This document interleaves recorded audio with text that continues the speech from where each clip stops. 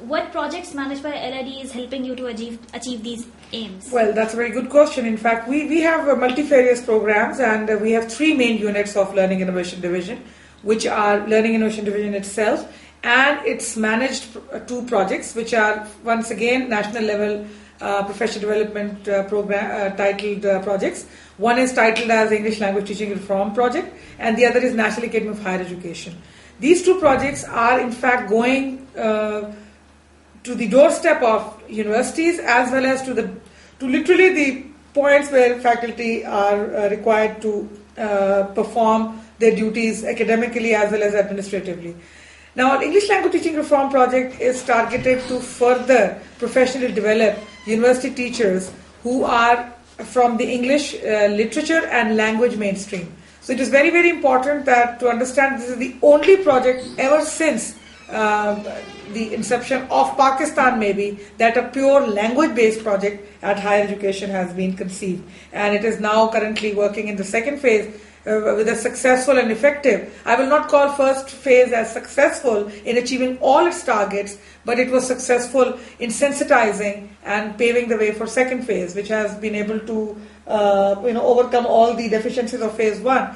And we in fact professionally developed almost 1,200 teachers in phase one, and we are going to target another 1,400 to bring them at par with linguistics mainstream, keep complying with global standards. Similarly, National Academy of Higher Education is the other project that we have, which in fact is the 1 month certification program, which in fact is run under the NAHE scheme, which goes to the university level, and these university teachers are trained wherever they are.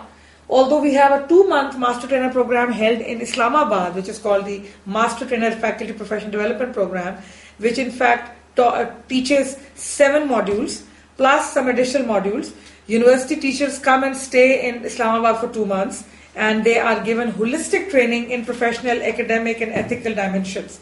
However, a synthesis of the same 2-month program which is held in Islamabad is held under NAHE scheme in university doorsteps, where maximum number of university teachers can benefit from that program. So it's like out of 35, it's a ratio of 25 from the host university and 10 from the adjacent universities.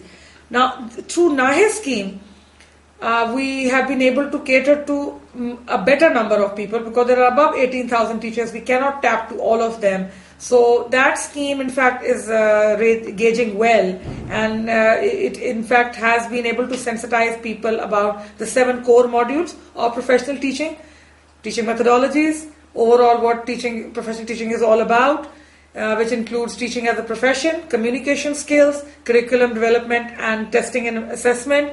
Then 4th module is research methodologies and skills. Then we have learner psychology, then academic planning and management, and then we have a very popular module called the andragogical skills, micro teaching skills, where teachers are also provided the opportunity of peer reviewing their teaching techniques through video recording. They are replayed, and then through improved versions they are able to understand their deficiencies and improve them. So these modules are used in all our major faculty development programs. Similarly, we have a short-term format which is under the flag of all our 3 units, that is ELTR, Learning Innovation Division, as well as NAHE, where up to 1 month short-term programs, which are seminars, workshops and different other activities, are held for the continuous capacity building based on university proposals. So we have Master Trainer program, which I just mentioned earlier. Through English Language Teaching Reform Project, we are also doing certain program. But one very important program which English Language Teaching Reform Project is doing is the indigenous fellowships that we sponsor, Pakistani, young, and of course up to 50 years of age faculty members who could be from literature mainstream, but if they want to improve and they want to move towards a master level linguistics or MPhil level linguistic based degree, ELTR sponsors them fully so that they're able to take an additional degree. I'm very proud to tell you that in phase 1 we were able to send 3 people for international scholarships, 1 PhD and 2 master level, and 125 indigenous fellowships were given, and 125 people took master level degrees in different universities of Pakistan and graduate diplomas. Now again in the second phase we are taking up to 150. Sorry, I had to check with my colleague. 150 fellowships, which will be further, benefiting higher education faculty. Thank you.